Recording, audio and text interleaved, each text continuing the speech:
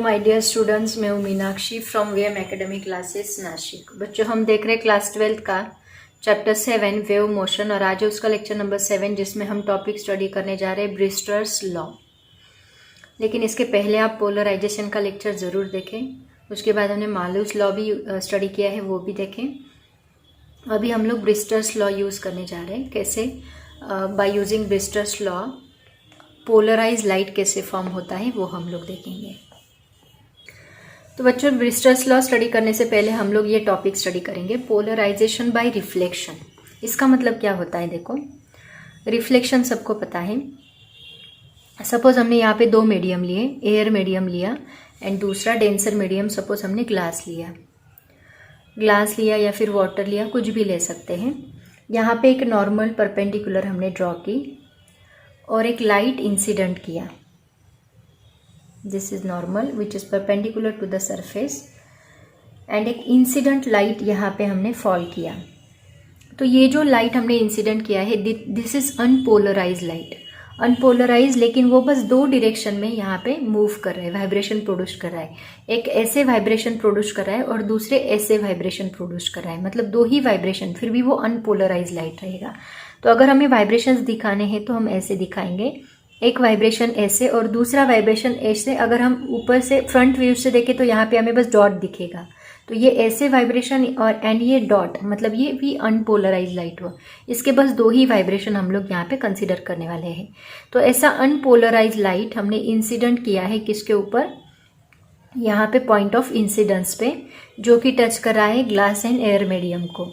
तो ये unpolarise light जब यहाँ से पास होगा तो इसको हम लोग क्या कहते हैं? This is the angle of incidence. इसको हम एंगल ऑफ इंसिडेंस बोलते हैं, जो कि हम लोग आई से डिनोट करते हैं।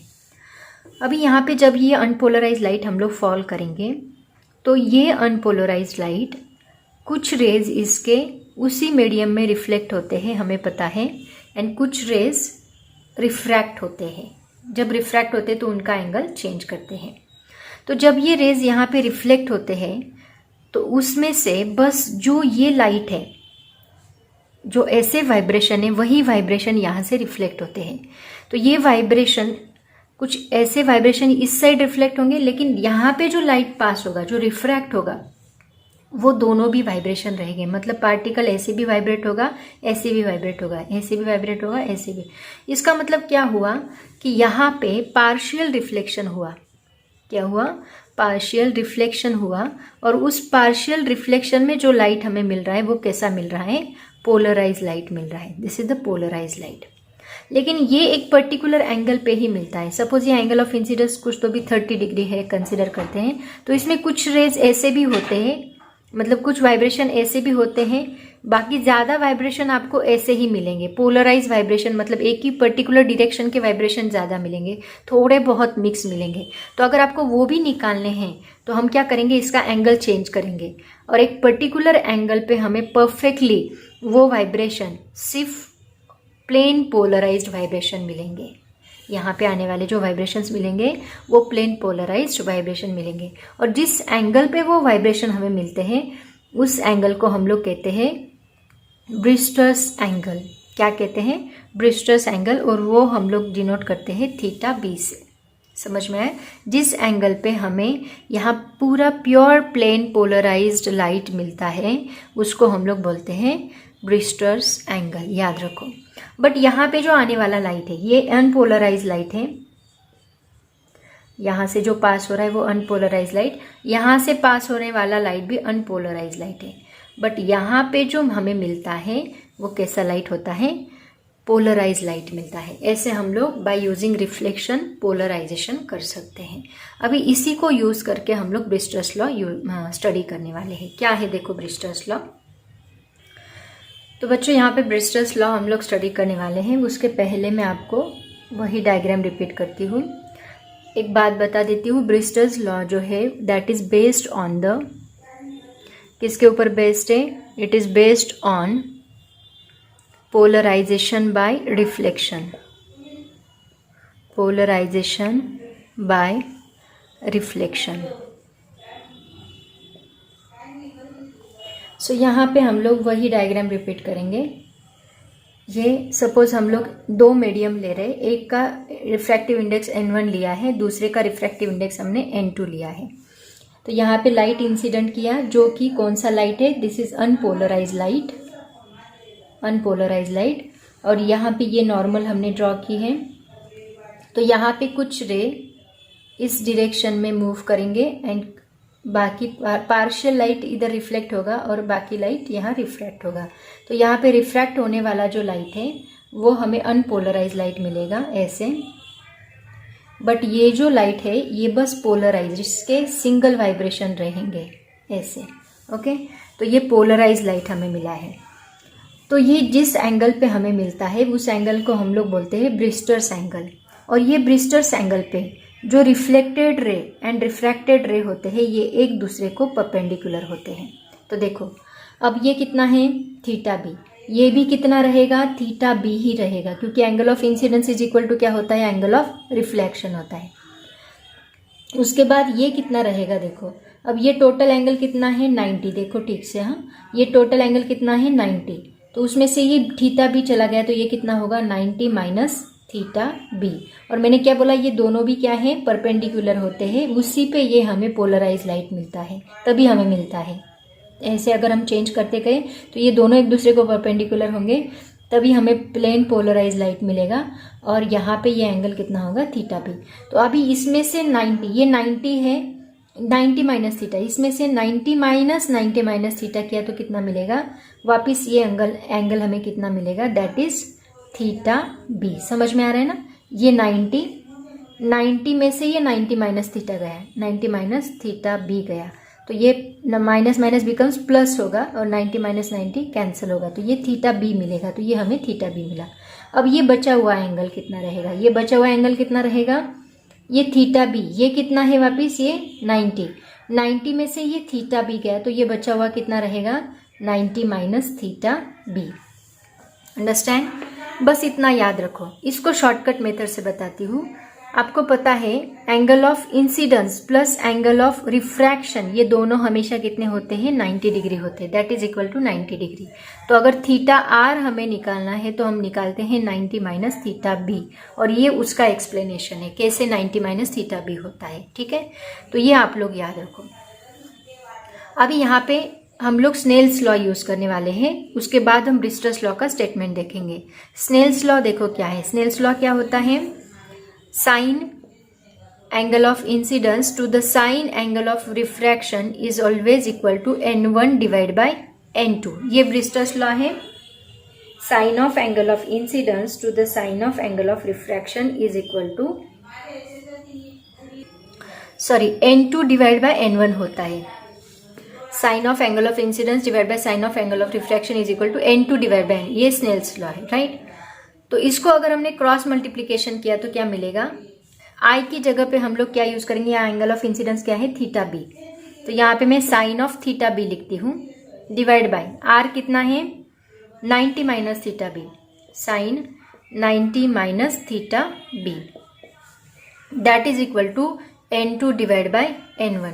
इसको क्रॉस मल्टीप्लीकेशन किया तो मिलेगा n1 into sine theta B is equal to n2 into sine 90 minus theta B.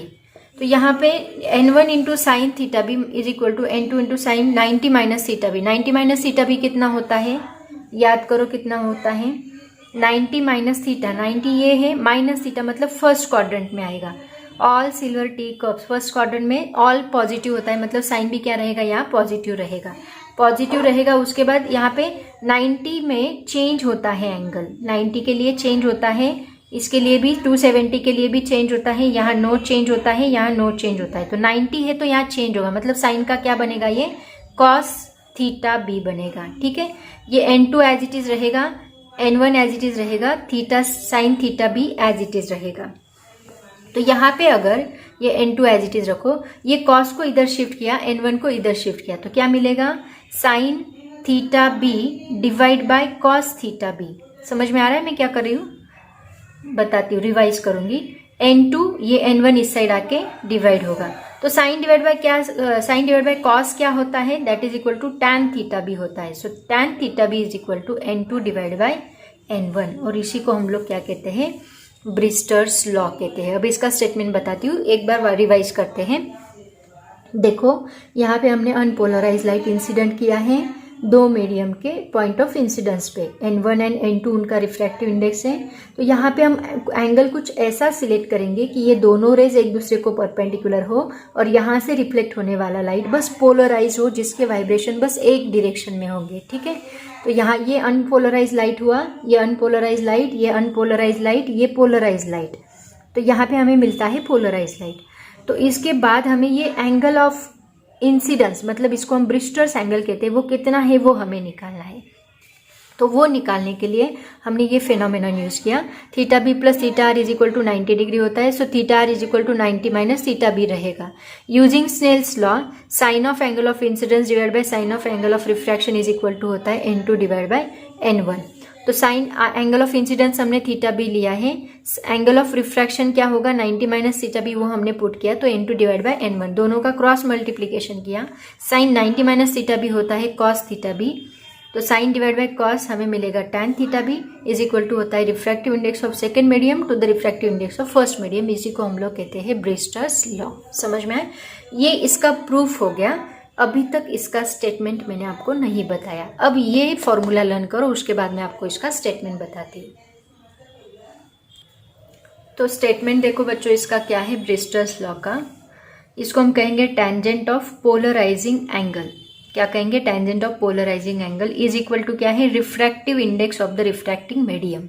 Refracting medium कौन से दो मीडियम हमने लिए हैं, N2 and N1। So this is the refractive index of refracting medium. So देखो the tangent of the polarizing angle is equal to the refractive index of the refracting medium at which partial reflection takes place. Okay, refractive index of the refracting medium at which partial reflection takes place. This is called as Brewster's law. और इसमें ये theta भी क्या है? This is called as Brewster's angle. इसका formula हमें मिलेगा tan inverse N2 divide by N1। इसका यूज करके हम लोग ब्रिस्टर्स एंगल निकाल सकते हैं। तो कैसे निकालेंगे, इसके 2-3 एग्जांपल्स हम लोग देखते हैं न्यूमेरिकल्स का यूज करके, और आपको समझ में आएगा। तो सबसे पहला न्यूमेरिकल देखो बच्चों, NCERT का न्यूमेरिकल है। What is the Brewster's angle for air to glass transition, refractive index of glass is equal to 1.5।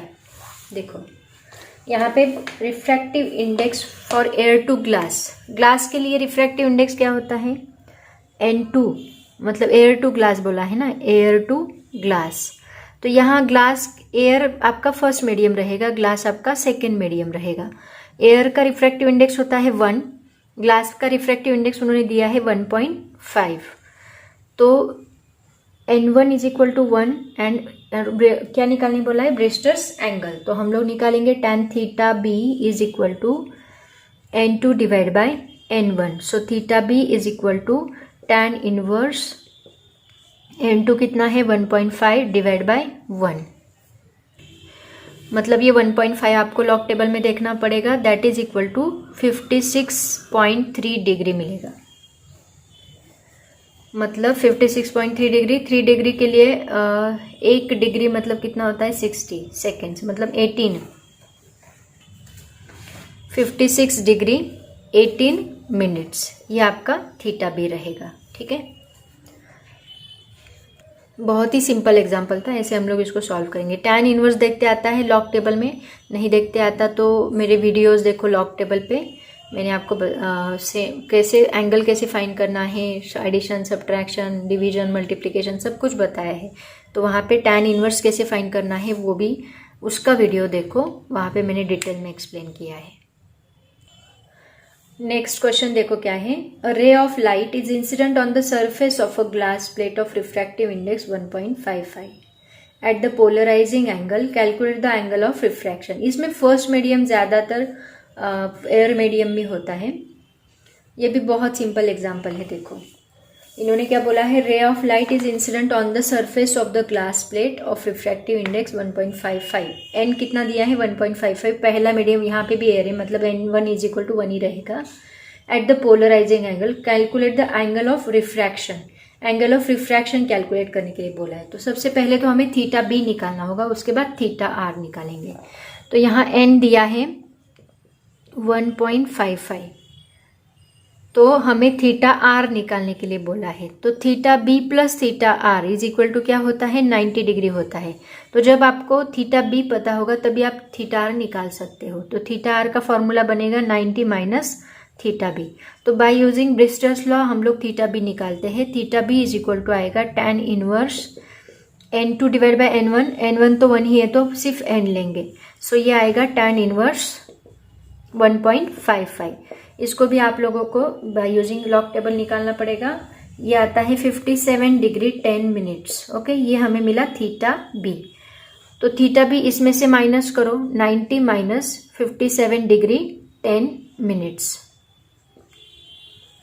तो ये कितना आएगा 32 डिग्री 50 मिनट्स। ओके, कैसे करते पता है ना इसका, 90 डिग्री में से 90 में से हमने 57 माइनस किया तो कितना बचेगा।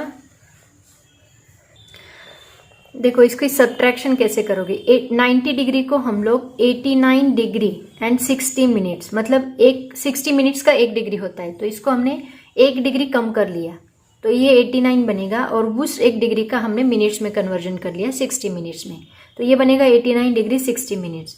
अब इसको सब्ट्रैक्ट करो 57 डिग्री 10 मिनट्स, डिग्री में से डिग्री को, मिनट्स में से मिनट्स को सब्ट्रैक्ट करो, 60 में से 10 गए 50 मिनट्स रहेंगे, 89 में से 57 गए 32 डिग्री रहेंगे। ठीक है, तो ये कितना आया 32 डिग्री 50 मिनट्स। ऐसे कैलकुलेशन करते हैं डिग्री एंड मिनट्स का। तो हमारा फाइनल आंसर क्या रहा, 32 degree, theta are is equal to 32 degree 50 minutes. ऐसे हम लोग इसको सॉल्व करेंगे। उसके बाद इसमें एक छोटा सा टॉपिक बचा है बच्चों, that is the polarization by scattering. इसके बाद हम लोग इंटरफेरेंस का टॉपिक स्टार्ट करेंगे। तो पोलराइजेशन बाय स्कैटरिंग, रिफ्लेक्शन देखा हमने, रिफ्रैक्शन देखा, पोलराइजेशन कैसे होता है बाय यूजिंग पोलराइड देखा।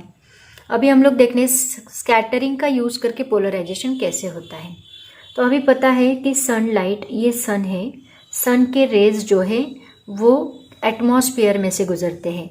एटमॉस्फेयर में बहुत सारे डस्ट पार्टिकल्स हैं, बहुत सारे पार्टिकल्स होते हैं। तो ये लाइट जब इनके ऊपर कोलाइड होता है तो यहाँ से इसका स्कैटरिंग होता है, मतलब ये यहाँ से रिफ्लेक्ट होता है। जब ये किसी पार्टिकल के ऊपर कोलाइड होता है तो वहाँ से उसका स्कैटरिंग होता है। कुछ इस प्रकार इसका स्कैटरिंग होता है सभी डायरेक्शन से। अब यहाँ पे जब ये लाइट इसके ऊपर कोलाइड होगा तो ये एक इंसिडेंट रे हम लोग कंसीडर करते हैं। तो यहाँ पे ये है angle of incident ray and ये है रिफ्लेक्टेड रे। तो यहाँ से निकलने वाला जो लाइट होता है, जैसे रिफ्लेक्शन में वो पार्शियली यहाँ से ये अनपोलराइज लाइट आएगा, बट यहाँ से जाने वाला जो लाइट है वो पार्शियली रिफ्लेक्ट होगा, मतलब कुछ पोलराइज एंड कुछ अनपोलराइज लाइट इसमें से बाहर निकलेगा। लेकिन जब ये एंगल 90 डिग्री बनेगा, इन दोनों का एंगल अगर 90 डिग्री रहा तो इससे निकलने वाला जो लाइट है वो हमें एग्जैक्टली प्लेन पोलराइज लाइट मिलेगा। कब मिलेगा, जब ये स्कैटर्ड एंगल एंड ये रिफ्लेक्ट होने वाला एंगल ये जब 90 डिग्री रहेगा तो यहाँ से निकलने वाला लाइट हमें क्या मिलेगा, प्लेन पोलराइज्ड लाइट मिलेगा। ऐसे होता है पोलराइजेशन बाय स्कैटरिंग। तो इसको एक्सप्लेन कैसे करोगे, देखो पॉइंट वाइज मैं आपको बताती हूँ। तो आपको क्वेश्चन पूछा जाता है एक्सप्लेन पोलराइजेशन बाय स्कैटरिंग। तो सबसे पहला पॉइंट आएगा, when sunlight strikes air molecules or dust particle in the atmosphere it changes its direction, this is called as scattering। ये ऑलरेडी 11th में भी हमने स्टडी किया था।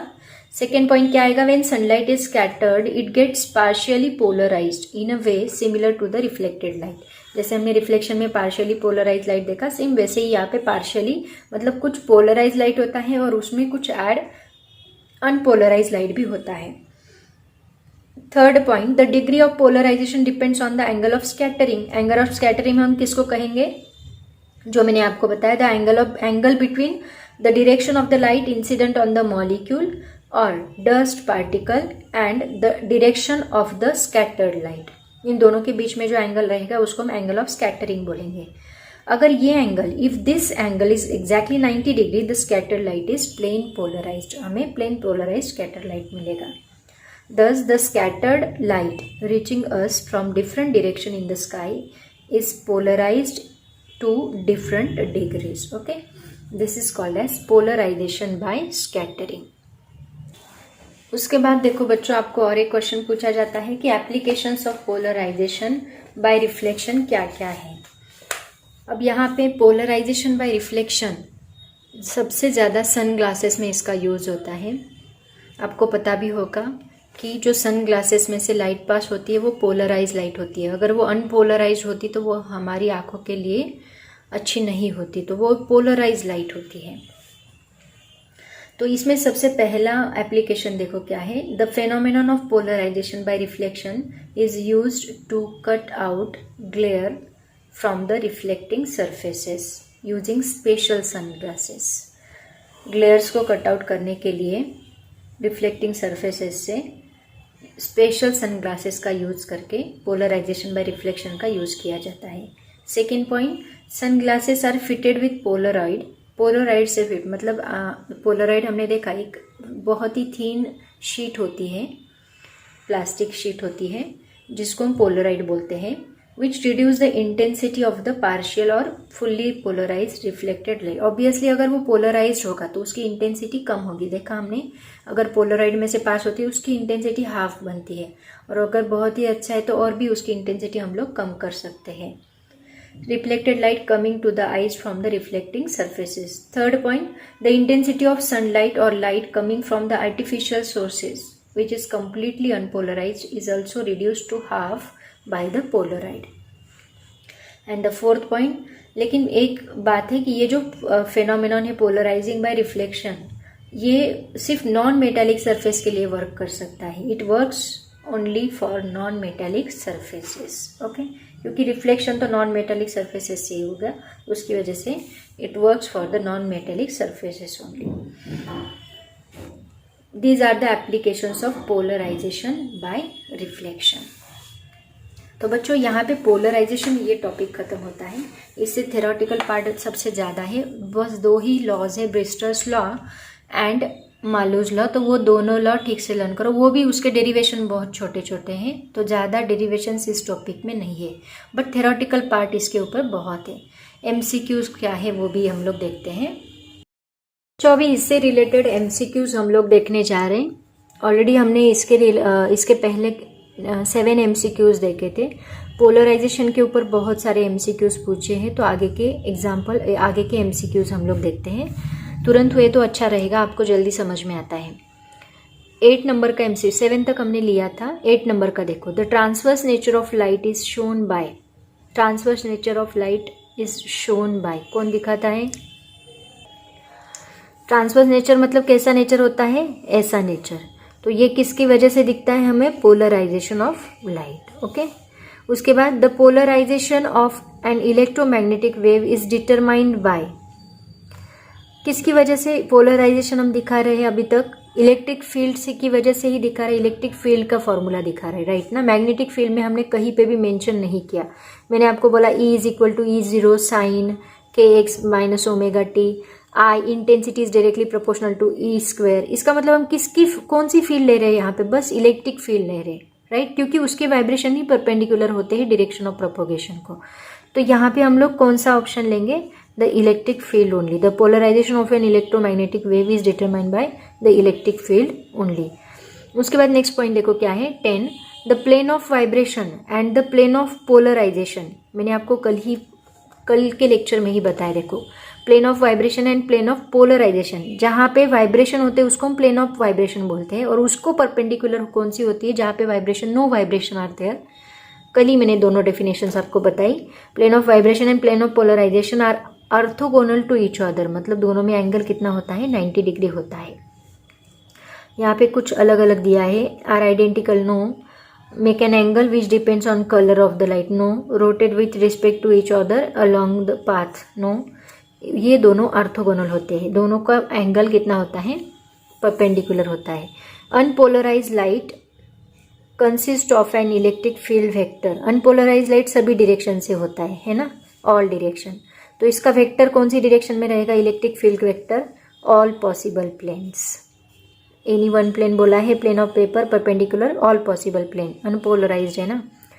Waves that can not be polarised, कौन सी पोलर, रेडियो वेव्स ये transverse wave है, एक्सरेज भी ट्रांसवर्स वेव है, विजिबल लाइट ये सभी सनलाइट से आने वाली वेव्स, मतलब सब इलेक्ट्रोमैग्नेटिक वेव्स है। सिर्फ साउंड वेव जो है वो लॉन्जिट्यूडिनल वेव है, तो यहाँ पे पोलराइज्ड कौन सी नहीं रहेगी, साउंड वेव। पोलराइज्ड वेव कौन सी होती है, इलेक्ट्रोमैग्नेटिक वेव होती है। साउंड वेव यहाँ इलेक्ट्रोमैग्नेटिक नहीं है, क्योंकि एक्सरे भी सनलाइट से आता है, इलेक्ट्रोमैग्नेटिक है, रेडियो भी सनलाइट है, विजिबल लाइट, ये लाइट वेव्स सभी क्या है, पोलराइज्ड। बस साउंड वेव पोलराइज्ड नहीं हो सकती। उसके बाद देखो नेक्स्ट 13 नंबर का, when unpolarised light is pass through crossed polaroid, when unpolarised light is pass through cross polaroid then light passing through first polaroid. Cross polaroid का मतलब क्या होता है, देखो मैं आपको बताती हूँ। ये यहाँ पे एक पोलरॉइड ऐसा रखा है और दूसरा पोलरॉइड परपेंडिकुलर रखा है, एक पोलरॉइड ऐसे रखा है और दूसरा उसको परपेंडिकुलर, तो इससे पास होने वाला लाइट ऐसा रहेगा, तो ये लाइट इसमें से पास नहीं हो सकता, क्योंकि देखो इसका एक्सिस ये है, इसका एक्सिस ये है, इसमें से जो इसको पैरेलल हो गए ऐसे वाइब्रेशन पास हो सकते, बट ये आने वाले वाइब्रेशन ऐसे रहेंगे, तो ये इसमें से पास नहीं हो सकते। When unpolarised light is pass through cross, इसको क्रॉस पोलराइड बोला जाता है, और पैरेलल पोलराइड कैसे होते हैं, दोनों ऐसे रहेंगे, तो इसमें से आने वाले वाइब्रेशन इसमें से पास होंगे, क्योंकि दोनों का एक्सिस सेम है, बट इसका एक्सिस पूरा 90 डिग्री चेंज हो गया, तो इसमें से ये वाइब्रेशन पास नहीं होंगे। तो यहाँ पे वही दिया है देखो, also passes through second Polaroid never is block by second Polaroid, ये सेकेंड पोलराइड क्या करेगा, ब्लॉक करेगा। कैसे, क्रॉस्ड पोलराइड का, आपके बुक में है ये भी, ठीक से पढ़ो। उसके बाद देखो, when unpolarized light is incident on a plane glass at Brister's angle, अब ब्रिस्टर्स लॉ से रिलेटेड MCQs है। unpolarized light is incident on a plane at Brister's angle, then which of the following statement is correct? क्या होता है, reflection plane polarise होता है and refraction क्या होता है, पार्शियली पोलराइज्ड होता है, मतलब अनपोलराइज्ड होता है, ऑलरेडी हमने अभी अभी स्टडी किया। तो reflected and refracted rays are completely polarised, नहीं, दोनों एक पोलराइज होता है, रिफ्लेक्शन पोलराइज होता है, रिफ्रैक्शन अनपोलराइज होता है। Reflected and refracted are completely polarise with their planes of polarisation perpendicular to each other, no.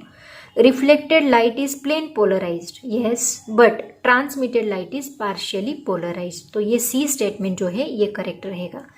Reflection plane polarise होता है एंड ट्रांसमिटेड मतलब रिफ्रैक्शन जो है वो पार्शियली पोलराइज होता है।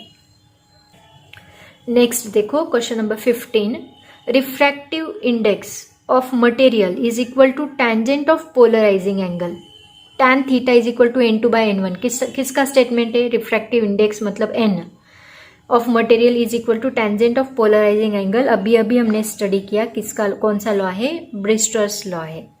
उसके बाद देखो, a ray of light incident on a glass slab gets completely polarised if the angle of incidence is theta then angle of refraction is, अभी मैंने आपको बताया theta I plus theta R, मतलब यहाँ पे हमने थीटा बी बोला था, theta B plus theta are is equal to कितना होता है, 90 डिग्री। तो यहाँ एंगल ऑफ रिफ्रैक्शन पूछा है, मतलब theta are is equal to क्या रहेगा, 90 माइनस थीटा, तो यहाँ पे ये करेक्ट स्टेटमेंट रहेगा। ब्रिस्टर्स लॉ में ही स्टडी किया हमने। According to Brister's law, at polarizing angle, the reflected and refracted ray are. Brister's law में देखा, reflected and refracted ray दोनों में कितना एंगल था, ये incident ray, ये reflected ray and ये refracted ray, दोनों में एंगल कितना बताया था मैंने आपको, दोनों में 90 डिग्री एंगल होता है, मतलब both are perpendicular to each other। उसके बाद देखो, if the polarizing angle for a given medium is 60 degree, मतलब थीटा 60 है, तो रिफ्रैक्टिव इंडेक्स n कितना रहेगा, n is equal to tan 60 करो, tan 60 कितना होता है, 1.6, लॉग टेबल में देखो tan 60 इज इक्वल टू होता है अकॉर्डिंग टू ब्रिस्टर्स लॉ 1.6 होता है। Glass plate of refractive index यहाँ उल्टा दिया है, n दिया है, 1.732 is to be used as a polariser which polarising angle, मतलब थीटा इज इक्वल टू हमें करना होगा tan इनवर्स 1.732, tan इनवर्स 1.732 आता है 59 पॉइंट समथिंग, मतलब 60 डिग्री। आप लोग ये लॉग टेबल में देखोगे, हाँ, दैट इज 60 डिग्री। अब आगे क्या है, इंटरफेरेंस है, बस यहाँ तक ही पोलराइजेशन के क्वेश्चन से। क्वेश्चन नंबर 20 तक हमने पोलराइजेशन के क्वेश्चंस कंप्लीट किया। अभी आगे का पूरा पार्ट इंटरफेरेंस और उसके आगे के हैं, ठीक है। मुझे लगता है ऐसे ही MCQs हम लोग ले लेंगे तुरंत, वो टॉपिक ख़त्म होने के बाद अगर हम MCQs ले तो ज़्यादा बेटर अच्छा होता है, मतलब दिमाग में फिट होता है, राइट ना।